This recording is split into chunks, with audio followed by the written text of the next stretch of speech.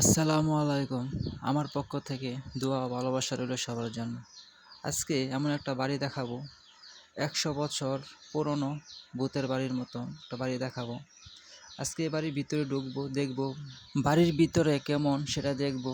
উপরের ডিজাইনটা খুব ভালো, বাড়ির ভিতরে কেমন, এখানে কেউ থাকে না, বসবাস করে না কেউ, তাই এটা একদম ভূতের বাড়ির মতন বিশাল ভয়ঙ্কর। ভিতরে গেলেও মনে হয় ভয় ভয় লাগবে, কেননা একদম অন্ধকার এখানে, একদম নিরিবিলি, একদম অন্ধকার। মানুষ বলতেই ভয় পায়, আসলে এখানেও ভয়ের মতনই জিনিস। এখানে মানুষ একসময় বসবাস করতো, হয়তো থাকতো। আসলে বাড়িটা কে তৈরি করছে, কেন, সেটা আমরা জানি না, কিন্তু বাড়ির বাহিরের ডিজাইনটা খুব সুন্দর ছিল, খুব ভালো লাগলো, এর জন্য এটা ভিডিও করা আমাদের। আসলে ভিতরে একদম অন্ধকার, যে একটু দশ সিস্টেম, একটু জায়গা শেষ সাইডে দেওয়াল। আসলে এখানে একদম অন্ধকার, ভয় ভয় লাগতেছে। তো এখন দেখবো কি আছে এখানে।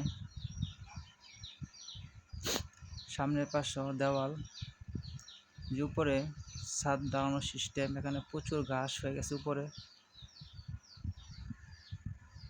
দেখেন কত সুন্দর ঘাস। উপরে ছাদ ডালাই, ছাদের উপরে ঘাস জ্বালায় গেছে। আসলে এখানে কে বসবাস করতো সেটা আমরা জানি না, কেন এই ডিজাইন করে রুম সিস্টেম করা হয়েছে ছোটো ছোটো। হয়তো কেউ বসবাস করতো, হয়তো এখানে কেউ, সেটা আমরা জানি না। বাড়িটা হয়তো অনেক পুরনো বাড়ি, দেখতে বোঝা যায়। যেখানে বট গাছ, বাড়ির উপরে অর্ধেক বট গাছ, পাশে একটা রিন্ডি গাছও আছে বিশাল বড়, দেখার মতো একটা রিন্ডি গাছ। যদি ভিডিওটা ভালো লাগে, আমার চ্যানেলের নাম ছোটু ভাই 000 লিখে সার্চ করলে আসবে, তো সাবস্ক্রাইব করে পাশে থাকবেন। তো সব পুরনো বাড়ি, অনেক আগের পুরনো বাড়ি, এগুলো আসলে দেখলে ভালোই লাগে, আগের পুরনো বাড়িগুলো।